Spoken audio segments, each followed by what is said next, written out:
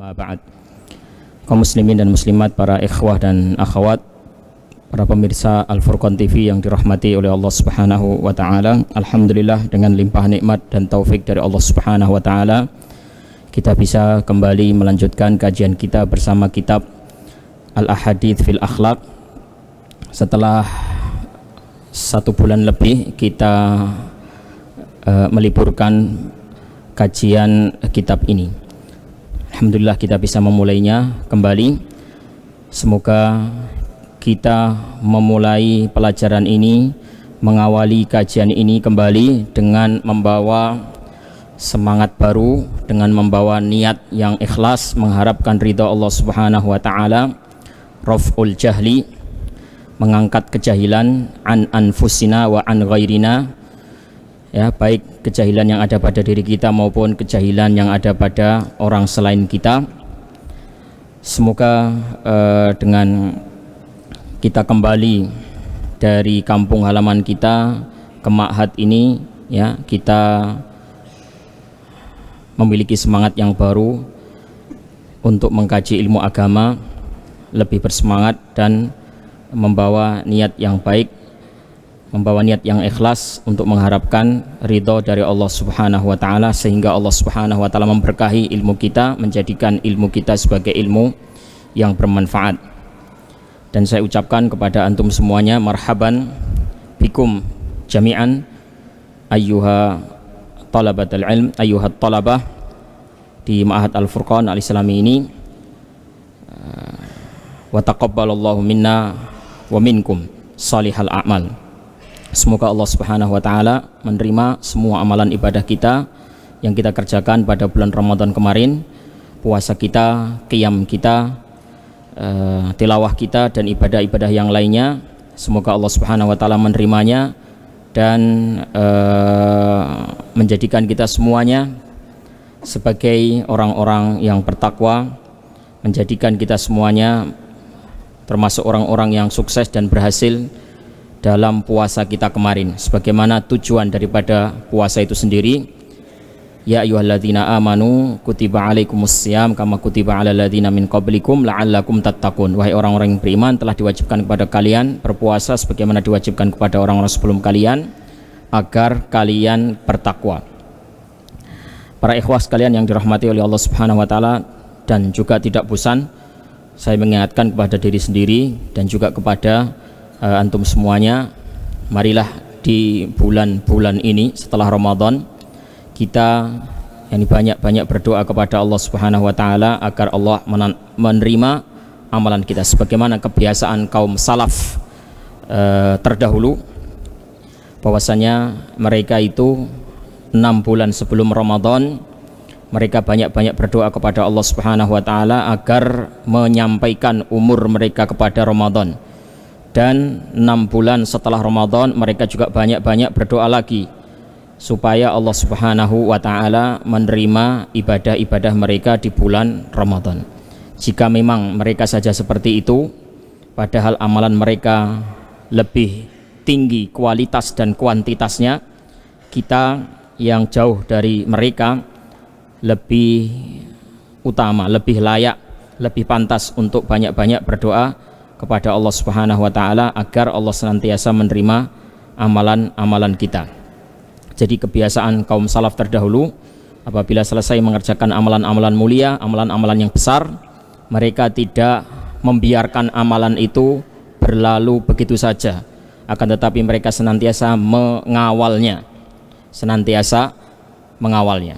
dalam artian mereka senantiasa perhatian terhadap diterimanya amalan tersebut, yaitu berdoa banyak-banyak memohon kepada Allah supaya Allah Subhanahu wa taala mengabulkan, menerima amalan-amalan mereka semuanya. Baik, kita lanjutkan pembacaan kitab Ahaditsul Akhlaq, dan kita telah sampai pada halaman 32, yaitu hadis Ibnu Abbas radhiyallahu taala anhuma. Berkata Syekh Abdul Razak hafizahullah taala, wa an Ibni Abbas radhiyallahu anhuma qala ma min muslimin lahu walidani muslimani yusbihu ilaihima muhsinan illa fatahallahu lahu fatahalahu Allahu babaini yakni minal jannah. Dari Abdullah bin Abbas radhiyallahu anhuma, dia berkata, tidak ada seorang muslim yang memiliki orang tua, dua orang tua muslim, dan dia senantiasa setiap mengawali pagi harinya berbuat baik kepada kedua orang tua tersebut, melainkan Allah Subhanahu wa taala akan membukakan bagi dia dua pintu, yaitu pintu surga. Wa in kana wahidan fawahidun, dan jika dia memiliki satu orang tua, maka Allah pun membukakan bagi dia satu pintu surga. Wa in aghdaba ahadahuma lam yardallahu anhu hatta yarda anhu, dan jika anak tersebut membuat marah salah satu dari kedua orang tuanya, maka Allah Subhanahu wa taala tidak akan ridho kepadanya sampai orang tuanya pun ridho kepada dia. Qila wa in dzalama, dikatakan kepada Ibnu Abbas, wa in dzalama, apakah hal itu berlaku jika kedua orang tua tadi zalim? Jawabnya adalah wa in dzalama, iya, meskipun kedua orang tua itu zalim. Nah, meskipun kedua orang tua tersebut zalim, artinya apa yang disebutkan oleh beliau, nah, berupa kewajiban untuk berbuat baik kepada orang tua dan peringatan keras ya dari membuat marah kedua orang tua, ini berlaku bagi orang tua yang seperti apapun, hatta wa in kana zaliman, meskipun kedua orang tua itu zalim, meskipun kedua orang tua zalim, hukum ini tetap berlaku. Perintah untuk berbuat baik kepadanya dan larangan untuk membuat marah, membuat jengkel, nah, keduanya itu berlaku. Hadis riwayat Bukhari di dalam Al-Adabul Mufrad, wa Ibnul Jauzi fi Al-Birri Was-Silah, wa bawwabalahu Al-Bukhari rahimahullahu taala bi qaulihi babu birri walidayhi wa in dhalamah. Jadi ini diriwayatkan oleh Al-Imam Al-Bukhari ya di dalam kitab beliau Al-Adabul Mufrad, dan juga oleh Ibnul Jauzi dalam Al-Birri Was-Silah. Al-Imam Al-Bukhari menyebutkan di dalam kitab beliau Al-Adabul Mufrad dalam bab birrul walidain, ya, berbakti kepada kedua orang tua meskipun keduanya berbuat kezaliman. Baik, demikian lafadz athar dari Abdullah bin Abbas radhiyallahu anhuma. Berkata Syekh Abdul Razak menjelaskan hadis tersebut, fal wajibu alal ibn an yakuna barran bihima, yang wajib dilakukan oleh seorang anak adalah berbuat baik, hendaknya dia berbakti kepada kedua orang tuanya. Wa an yatahasya ighdabahuma wal isaata ilaihima, dan hendaknya dia menjauhi segala sesuatu yang bisa menyebabkan kemarahan kedua orang tuanya, menjauhi segala sesuatu yang bisa membuatnya tidak senang. Waraf as-saut alaihima hatta wa in kana bihadil manzilah ay dhalimain, dan juga seorang anak yang menjauhkan diri dari sikap meninggikan suara, mengeraskan suara kepada kedua orang tua meskipun orang tua itu kondisinya seperti itu tadi, yaitu zalim. Walaupun dua-duanya bapak dan ibu zalim semuanya, nah, maka seorang anak tetap menjauhi segala sesuatu yang kiranya tidak menyenangkan orang tua. Jadi di sini sangat ditegaskan sekali bahwasanya birrul walidain, berbakti kepada kedua orang tua itu diwujudkan oleh seorang anak, baik orang tuanya itu berbuat baik kepadanya ataupun orang tuanya tidak baik. Jadi birrul walidain itu berlaku kepada semua jenis orang tua, orang tua yang soleh ataupun orang tua yang tidak soleh. Seperti apapun orang tua itu, walaupun dia jahat, walaupun dia zalim, tidak memberikan hak-hak kita, nah, tidak ada alasan bagi seorang anak untuk tidak birrul walidain, karena Allah Subhanahu wa taala telah memberikan perumpamaan yang paling besar. Perumpamaan, permisalan zalimnya orang tua yang paling besar, yaitu apa? Wa in jahadaka ala an tusyrika bi ma laisa laka bihi ilmun fala tuti'huma. Seandainya keduanya memaksamu, mendesakmu untuk menyekutukan aku dengan sesuatu yang engkau tidak memiliki ilmu terhadapnya, fala tuti'huma, janganlah kamu mentaati keduanya, wasahibhuma fid dunya ma'rufa, dan tetap pergaulilah keduanya dengan pergaulan yang ma'ruf, dengan pergaulan yang baik. Jadi di sini Allah langsung memberikan contoh kezaliman yang paling besar, kezaliman terhadap hak yang paling besar, yaitu hak Allah. Dosa yang paling besar yang disebutkan di sini yaitu berbuat syirik, memerintah syirik, bahkan mendesak anaknya untuk berbuat syirik. Wa in jahadaka. Nah, jadi seandainya orang tua itu zalimnya sudah sampai level itu, zalim yang paling zalim, kezaliman yang paling besar, itu saja wasahibhuma fid dunya ma'rufa, tetap kita diperintahkan untuk berbuat baik kepadanya. Apalagi kalau kezaliman itu sifatnya atau levelnya masih di bawah syirik. Orang tua misalnya tidak menafkahi anak misalnya, ini masih di bawah syirik levelnya. Nah, jadi jangan sampai anak punya alasan, saya tidak bisa berbakti kepada orang tua karena orang tua saya tidak berbakti kepada saya. Nah, saya tidak bisa birrul walidain karena bapak saya, ibu saya juga tidak berbakti kepada anaknya, tidak baik kepada anaknya, tidak menafkahi. Nah, tidak menafkahi, tidak mendidik, membiarkan saja. Jadi atas dasar ini saya mohon maaf tidak bisa birrul walidain. Ini alasan tidak bisa diterima.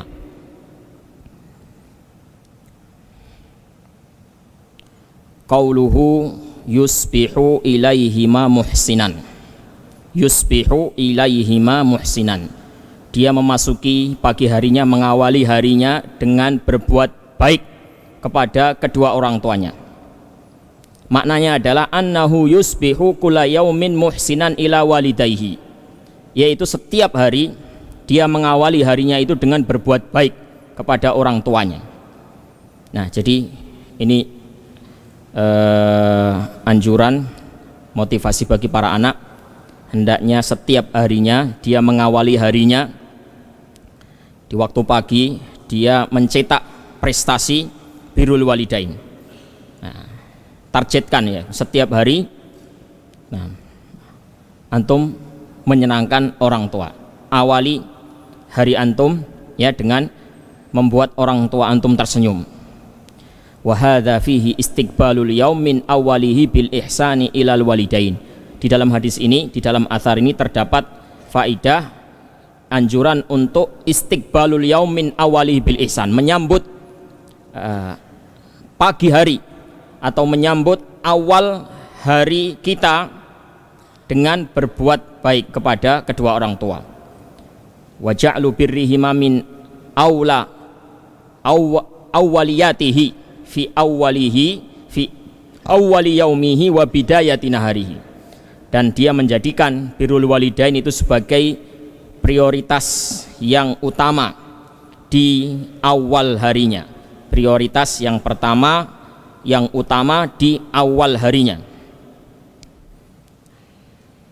Wa hadza min asbabit taufiqi lil 'abdi fi yaumihi kullihi.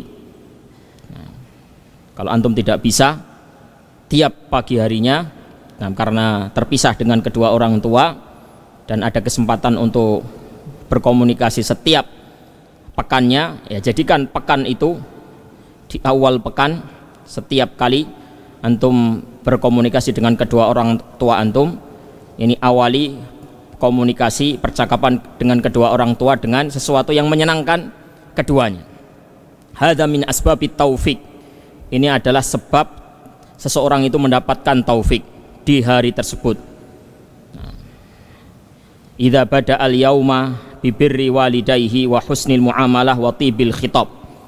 Ini ketika seorang mengawali harinya dengan berbuat ihsan, berbuat baik, sesuatu yang menyenangkan kedua orang tuanya, membuat orang tuanya tersenyum, bangga dengan dirinya, maka insya Allah yakni dia memasuki hari tersebut dengan taufik dari Allah Subhanahu wa taala, dengan keberkahan dari Allah Subhanahu wa taala. Nah, ini caranya kalau mau ngalap berkah ya. Di antara bentuk wujud mencari berkah dari Allah Subhanahu wa taala, sebab-sebab datangnya berkah itu adalah ini di antaranya. Nah, mencari berkah dari Allah Subhanahu wa taala dengan wasilah yang Allah Subhanahu wa taala tetapkan, yang ditetapkan oleh Rasulullah sallallahu alaihi wasallam, al-ihsan ilal walidain. Wa kam huwa jamilun an yurabbas sigharu khassatan indama yuqaduna fis sabahil bakir min naumihim fayakunul wahidu minhum mut'aban aw ma'ilatan nafsuhu ila mazidin minan naumi fayatamanna'u wa yakuna tamannu'uhu bi alfadhin ghairi munasibatin fayu'awwad alla yusmi'a walidayhi kalimatan ghaira munasibah. Nah, alangkah baiknya kalau anak kecil usia kecil ya, anak ketika masih kecil itu alangkah baiknya kalau dia itu di pagi hari dibangunkan dengan cara yang sebaik mungkin. Bisa jadi anak itu ketika dibangunkan masih capek, bisa jadi dia masih ngantuk, pengen nambah tidur lagi, sehingga dia itu tidak mau bangun. Nah, biasanya ketika dibangunkan dan dia inginnya masih tetap tidur, dia menjawab orang tuanya dengan jawaban-jawaban yang buruk.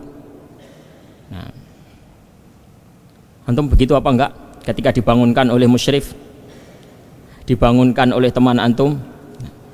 Ya, terkadang orang seperti itu ya. Terkadang orang itu ketika dibangunkan marah. Anak ketika dibangunkan orang tuanya marah, mencaci, mencela orang tuanya, mengatakan kata-kata yang tidak baik. Masih ngantuk dibangunin, masih mimpi enak, terputus dah mimpi saya. Nah, maka ini PR bagi orang yang membangunkan. Ya, bagaimana dia berupaya sebisa mungkin agar membangunkan dengan selembut-lembutnya, agar jangan sampai orang yang dibangunkan itu marah kepada dia dan mengucapkan kata-kata kasar kepadanya. Ya, orang tua pun juga seperti itu. Ketika dia membangunkan anaknya, melatih anaknya bangun sholat subuh, nah, melatih anaknya untuk bangun pagi, dia menggunakan uslub, metode, cara yang selembut mungkin supaya anak itu jangan sampai berontak, supaya anak itu jangan sampai marah mengucapkan kata-kata kasar.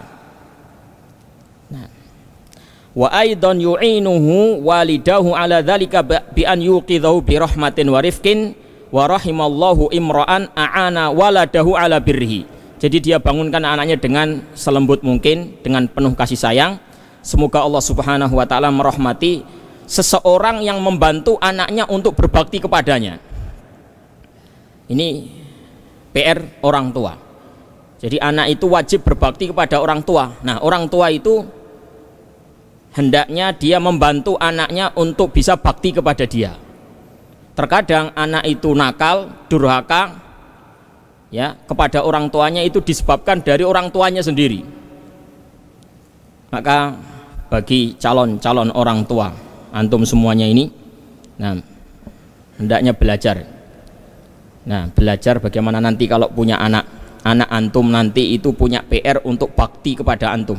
Nah, antum latih dia untuk bakti. Di antara caranya adalah membiasakan ar-rifqu wal-lin.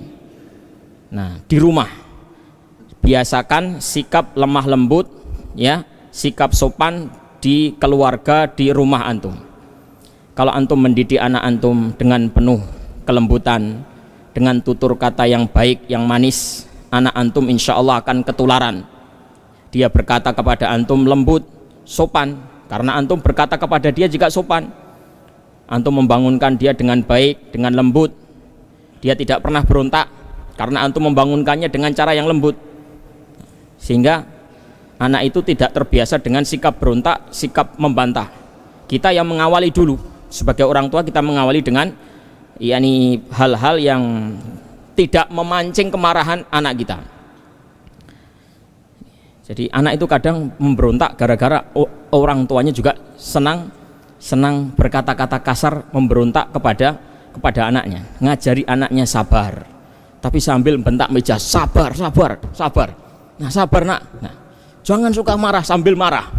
Nah, dia ngomong kepada anaknya apa? Jangan marah sambil marah. Nah, jadi anaknya memahami, oh sabar itu ternyata begitu.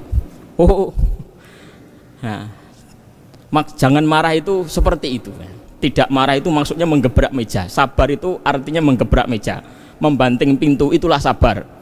Nah, jadi lisannya mengucapkan kata-kata sabar, tapi tangannya sambil membentak-bentak, menggebrak-gebrak meja dan memukul-mukul pintu.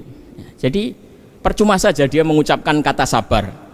Nah, dia langsung memberikan tafsiran terhadap kata sabar itu, yaitu apa? Gebrakan tangan dia. Nah, banting pintu. Anak akan memahami seperti itu. Nah, dia nanti akan begitu kepada adiknya. Nah, jangan marah dek sambil marah-marah. Ngomong jangan marah itu sambil marah-marah. Nah, sabar sambil menegang. Nah, itu orang tua. Orang tua ini. Jadi ini pelajaran bagi kita semuanya, khususnya saya. Yang orang tua di sini saya saja, antum belum orang tua semua.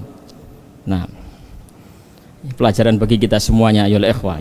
Ketika kita jadi orang tua, kita punya PR mengarahkan anak kita untuk baik kepada kita. Jangan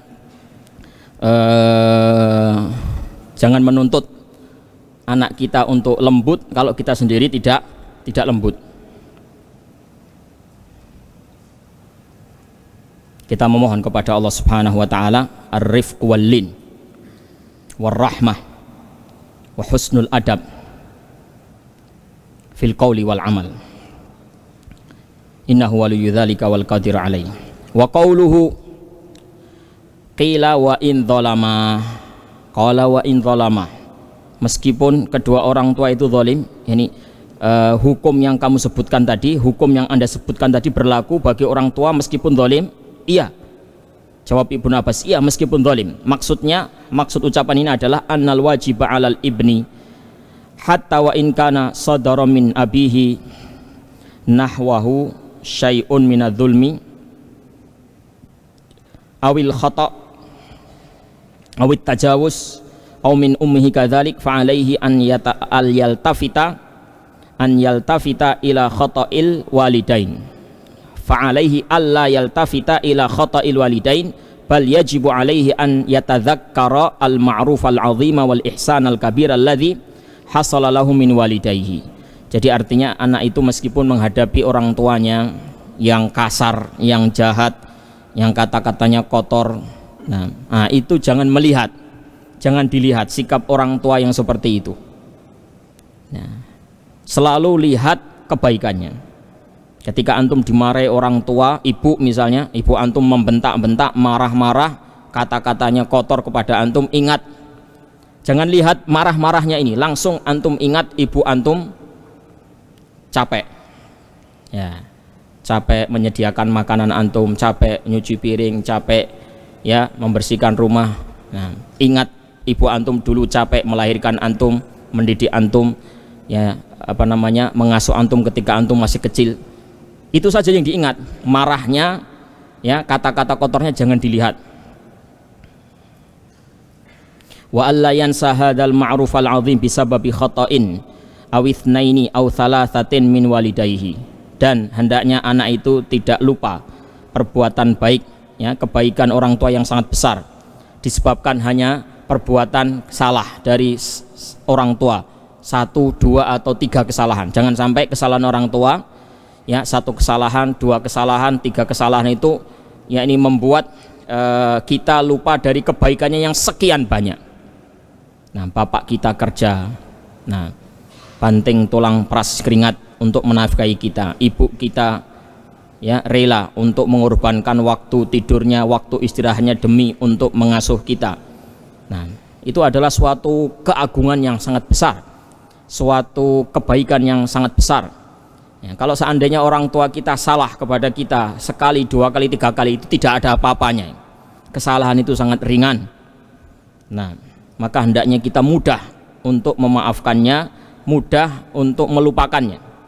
Nah, jangan sampai kita lupa kepada jasa-jasanya yang besar hanya gara-gara satu dan dua kesalahan.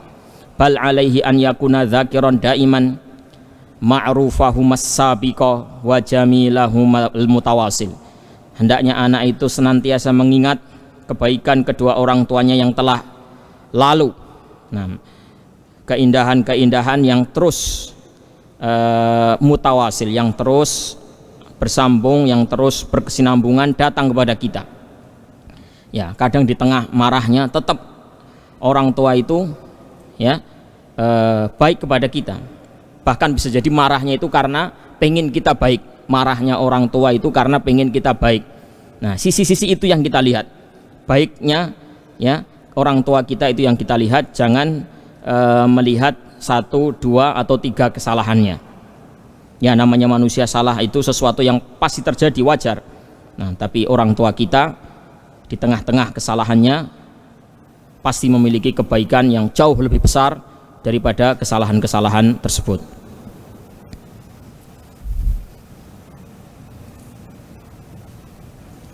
Taib, wa'an hadis berikutnya, selesai hadis Abdullah bin Abbas radhiyallahu anhuma. Beliau lanjut ke hadis yang berikutnya, wa'an Taisalah ibni Mayyas qala kuntu ma'an najadat fa asabtu dzunuban la araha illa minal kabair. Dari Taisalah ibnu Mayyas, dia berkata, saya dulu pernah bersama An-Najadat. An-Najadat ini adalah kelompok yang mengikuti seorang bernama An-Najdah. Ada orang bernama Najdah, dia berpemahaman Khawarij. Nah, maka pengikutnya dikenal dengan An-Najadat. Nah, jadi Najadat ini adalah Khawarij, gampangannya seperti itu saja. Dulu saya pernah bergabung dengan An-Najadat, yaitu pengikutnya An-Najdah, seorang Khawarij. Saya mengerjakan suatu dosa dan saya memandang bahwasanya itu adalah dosa besar. Fadzakartu dzalika li Ibnu Umar, saya sebutkan hal tersebut kepada Abdullah ibn Umar. Qala mahia, kata Abdullah ibn Umar, dosa apa yang kamu anggap besar itu? Qultu kadza wa kadza, saya katakan demikian dan demikian. Abdullah ibn Umar menjawab, laisat hadhihi minal kabair, tidak, itu tidak dosa besar, itu bukan dosa besar. Hunna tis'un, dosa besar itu ada 9. Nah, dosa besar itu 9. Al-isyraku billah, menyekutukan Allah, wa qatlu nasamah, membunuh jiwa, wal firaru minaz zahfi, lari dari medan pertempuran, wa qadfil muhsanah, menuduh perempuan yang baik-baik berzina, wa aklur riba, memakan riba, wa aklu malil yatim, memakan harta anak yatim, wa ilhadun fil masjid, berbuat ilhad, penyimpangan, kerusakan, kufur, syirik, maksiat atau yang lainnya di masjid, walladzi yastaskhir, dan orang yang merendahkan, menghina, mencela, wa bukaul walidaini minal uquq, dan bukaul walidain, tangisan orang tua itu adalah kedurhakaan. Tangisan orang tua itu adalah kedurhakaan, maksudnya membuat menangis, membuat orang tua itu bersedih, menangis, itu adalah sebuah bentuk kedurhakaan. Qala li Ibnu Umar, kemudian Ibnu Umar bertanya kepadaku, atafraqun nar wa tuhibbu an tadkhulal jannah, tidakkah kamu takut kepada neraka dan kamu ingin untuk masuk surga? Qultu i wallah, qultu i wallahi, demi Allah, iya, saya menginginkan surga dan takut neraka. Qala ahayyun waliduk, ahayyun waliduk, apakah orang tuamu hidup, masih hidup? Qultu indi ummi, saya hanya punya ibu, ya, masih punya ibu, itu yang saya punya. Qala fa wallahi law alanta lahal kalama wa at'amtahat ta'ama la tadkhulunnal jannata majtanabtal kabair. Sungguh demi Allah, seandainya kamu melunakkan, melembutkan ucapan untuk ibumu dan kamu memberikan makanan kepadanya, sungguh kamu akan masuk surga selagi engkau menjauhi dosa-dosa besar. Hadis riwayat Bukhari di dalam Al-Adabul Mufrad. Berkata Syekh Abdul Razak hafizahullah taala, hadzal atharul azim fihi faidatun jalilatun fi maudhu'i birril walidaini wa fi mawdu'atin ukhra. Athar Abdullah ibn Umar ini ya terdapat faidah yang sangat agung berkenaan dengan birrul walidain, juga berkenaan dengan perkara-perkara yang lain. Tadi disebutkan an-najadat. An-najadat adalah firqatun min firaqil khawarij. Dia adalah salah satu sempalan kelompok khawarij. Nah, yattabi'una rajulan yuqalu lahu Najdah ibnu Amir. Mereka mengikuti seorang tokoh bernama Najdah ibnu Amir. Utlika alaihim an-najadat lintisabihim ilaihi. Mereka, kelompok ini disebut kelompok an-najadat, yakni nisbah kepada, yakni ketuanya, kepada pimpinannya yaitu Najdah ibnu Amir. Walaha aqaid fasidah, walaha aqaidu fasidah minha annal abda idza waqa'a fi saghiratin wa asarra 'alaiha kana kafiran musyrikan. Dan kelompok ini, kelompok yang diketuai oleh Najdah ibnu Amir ini memiliki akidah yang rusak. Ya, diantaranya adalah keyakinan bahwasanya seorang hamba kalau terjatuh kepada dosa kecil dan terus-terusan melakukannya, maka dia akan bisa menjadi kafir dan musyrik. Wa idza waqa'a fi kabiratin fa huwa kafirun musyrik. Kalau masuk ke dosa besar, terjatuh kepada dosa besar, langsung kafir dan musyrik. Kalau dosa kecil terus-terusan, nah israr ala shaghirah, nanti akan menjadi musyrik, akan menjadi kafir. Kalau terjatuh pada dosa besar, sekali terjatuh pada dosa besar langsung kafir, langsung musyrik. Nah, itu akidah dia. Fakana indahum syiddatun wa tanattu'un fis saghair wal kabair.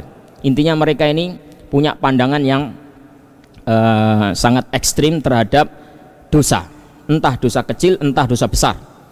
Nah, jadi dosa besar kafir, musyrik. Dosa kecil kalau terus-terusan bisa kafir, bisa musyrik. Wa bisababi irtibati taisala ibihim faqad ta'athara bihima faqad ta'athara bima kanu alaihi minat tashaddudi wat ta'annud wa tawahhama fi ba'dil umuri allati hiya minas saghair annaha minal kabair. Nah, dia terpengaruh, Taisalah ini terpengaruh dengan kelompok tersebut. Karena dia terpengaruh sampai akhirnya dia itu mengira sesuatu yang kecil, dosa kecil sebagai dosa besar. Li'annahu qad madha fi manhajin ma'a nafsihi fi syiddatin iktasabaha min musahabatihi li haula. Karena dia sudah mengadopsi, sudah mengambil manhaj. Dia sudah terapkan manhaj itu pada dirinya sehingga sesuatu yang kecil pun dia anggap besar. Makanya dia ke Abdullah ibn Umar dan diluruskan. Sesuatu yang dia anggap dosa besar, ternyata kata Abdullah ibn Umar, laisat minal kabair. Nah, apa yang kamu sebutkan itu bukan kabirah, bukan dosa besar. Qaulu fa asabtu dzunuban la araha illa minal kabair wa hiya laisat minal kabair kama sayati tawdih. Hadza fihi anna sahib lahu ta'thirun ala sahibihi. Ini ada faidah di dalam hadis ini, bahwasanya orang yang berteman, bergaul, bersahabat dengan seseorang, maka temannya, sahabatnya itu akan memberikan pengaruh kepada dia. Faman sahiba mutasyaddidan mutanatti'an fi dinillahi aurathahu asyiddah. Siapa yang bergaul dengan orang yang ekstrim pemikirannya, maka dia akan bisa ketularan ekstrim juga. Waman sahiba mufarritan mudayyi'an aurathahul ihmal. Nah, demikian juga kalau dia bersahabat dengan pemalas, suka menggampangkan permasalahan, suka mengentengkan agama, dia nanti juga akan seperti itu. Nah, dia akan menjadi malas, gampang menyepelekan agama Allah Subhanahu wa taala. Wa dinillahi wasatun, agama Allah itu pertengahan. Laisa tafriton wala ifrat, tidak berlebih-lebihan, ekstrim, tidak juga tasahul, menggampangkan, mengentengkan permasalahan. Fayan bagi alal mar'i an yakhtara minal ashabir rufaqa man kana 'alal wasatiyah. Hendaknya seorang itu bergaul dengan orang lain yang memiliki agama pertengahan. Bahasa kitanya adalah moderat. Fala syiddata wa ta'annuta wala tahawuna wa tarakhin wala tahawuna wa tarakhin la ghuluwa wala jafa wala ifrata wala tafrid. Baik, sampai sini ayolah ikhwah yang bisa kita baca dari penjelasan beliau hafizahullah ta'ala. Insyaallah kita lanjutkan pada kesempatan yang akan datang.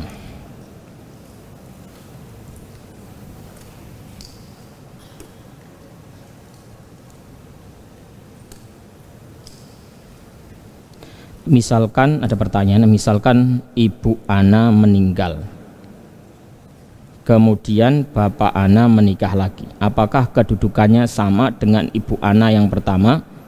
Dan apabila berbakti kepadanya, apakah sama ganjarannya dengan berbakti kepada ibu ana yang pertama? Ini bukan ibu.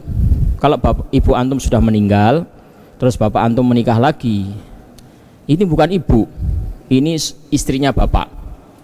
Nah, ya memang dalam bahasa kita namanya ibu tiri.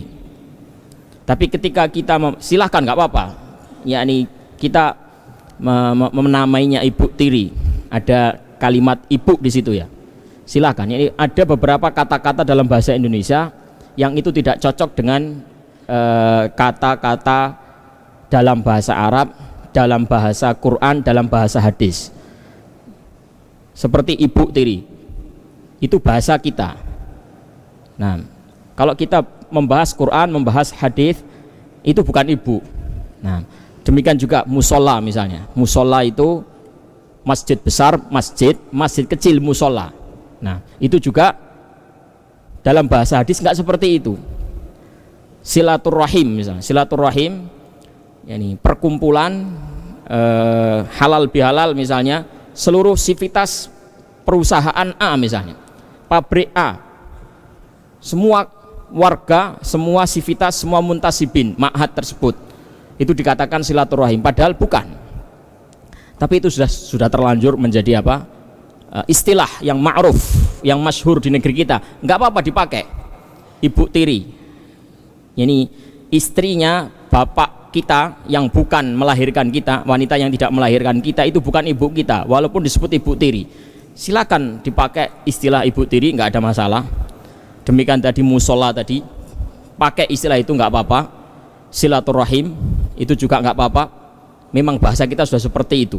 Nah, kalau antum merubahnya malah orang nggak paham. Jadi orang sudah terlanjur memahami seperti itu. Tapi dengan catatan, ketika kita membahas Quran, membahas hadis, membahas fikih, ya kita harus mendudukkannya secara kamus Arab, bahasa Arab. Ya kita kalau kita membahas hadis, birrul misalnya, ummuka, summa ummuka, itu maksudnya adalah ibu kandung. Ibu tiri nggak masuk. Nah, bukan ibu tiri itu bukan ibu dalam versi hadis. Tapi kalau kita memanggil ibu, karena memang seperti itu kosakata dalam bahasa Indonesia, ya silakan, nggak apa-apa. Sama kayak musola tadi, masjid kecil antum sebut musola, ya nggak apa-apa. Tapi ketika kita menerapkan hukum, itu hukumnya hukum masjid. Ketika kita bicara tentang dalil, tentang hukum, maka itu kita hukumi sebagai masjid. Artinya kita ada perintah anjuran untuk tahiyatul masjid. Sebagian orang mengingkari, loh kamu kok tahiyatul masjid? Kamu kan tidak masuk masjid, kamu kan masuk musola. Mana ada tahiyatul musola? Adanya tahiyatul masjid. Nah, kita jawab, memang ini dalam versi Indonesia musola, tapi ini dalam bahasa hadis, bahasa fikih, ini masjid, sah dikatakan masjid. Jadi musola itu penyebutan secara Indonesia, silahkan, nggak apa-apa. Tapi dalam penerapan hukum yang diterapkan tetap mengacu kepada bahasa Arab, bahasa Quran dan bahasa hadis. Wallahu a'lam bishawab. Wassallallahu wasallam ala nabiyina Muhammad wa ala alihi wa sahbihi ajma'in. Walhamdulillahirabbil alamin. Assalamualaikum warahmatullahi wabarakatuh.